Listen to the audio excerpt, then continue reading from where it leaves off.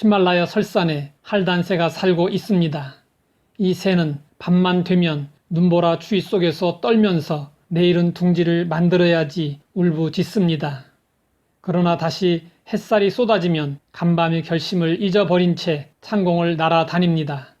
그리고 또다시 밤이 되면 추위에 떨면서 내일은 둥지를 만들어야지 후회합니다. 그 새는 지금까지도 둥지 없이 오들오들 떨며 살고 있다고 합니다. 할단새 인생이 얼마나 많은지 모릅니다. 어떤 사람은 술을 끊는 결단을 하지 못해 큰 실수를 하고, 또 어떤 사람은 도박을 끊는 결단을 하지 못해 모든 재산을 탕진하기도 합니다. 우리는 올바른 선택, 단호한 결단을 해야 합니다. 가벼운 결단도 있지만 때로는 목숨을 건 결단을 해야 할 때도 있습니다. 이러한 결단을 가리켜 사생결단이라고 합니다.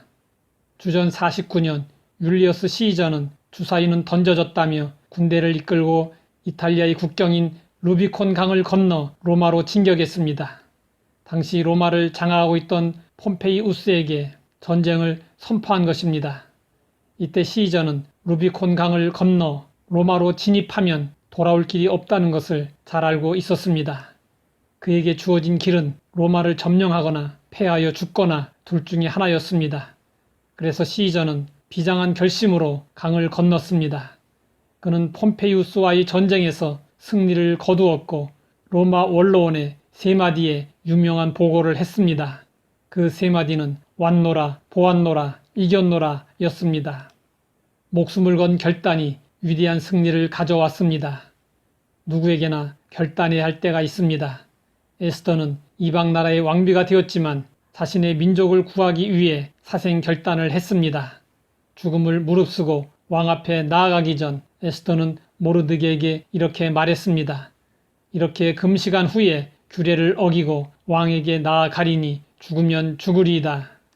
결국 에스더의 사생결단으로 인해 그녀의 백성은 멸망의 위기에서 벗어날 수 있었습니다. 죽으면 죽으리라는 각오로 임했더니 살아나는 역사가 일어났습니다. 예수님은 말씀하셨습니다. 만일 내 손이나 내 발이 너를 범죄하게 하거든 찍어 내버리라. 장애인이나 다리 저는 자로 영생에 들어가는 것이 두 손과 두 발을 가지고 영원한 불에 던져지는 것보다 나으니라. 끊지 못하는 죄가 있다면 단호하게 결단하라는 것입니다.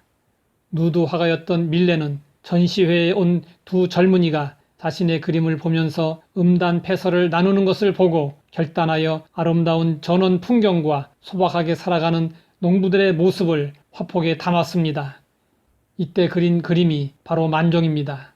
이 그림은 지금도 최고의 명작으로 꼽히고 있습니다. 한순간의 현명한 결단이 밀레를 최고의 화가로 만들었습니다. 위대한 결단이 위대한 인생을 만듭니다. 우리에게는 때마다 결단이 필요합니다. 가난을 벗어버리고 잘 먹고 잘 살게 되고 성공하여 고생스럽던 삶을 끝내게 되었을 때 변함없이 하나님을 섬기겠다고 결단해야 합니다. 반대로 힘들고 어려운 상황에 처하거나 실패하여 앞길이 막막하게 되었을 때에도 변함없이 하나님을 섬기겠다고 결단해야 합니다. 오늘날 그리스도인들에게 가장 큰 문제는 마음의 우상입니다. 무엇이 마음의 우상일까요? 하나님보다 더 사랑하는 것이 마음의 우상입니다. 참된 성도는 오직 주님의 십자가만 선택한 사람들입니다. 우리는 오직 십자가 보혈의 능력을 믿고 십자가만 자랑하며 살아야 합니다.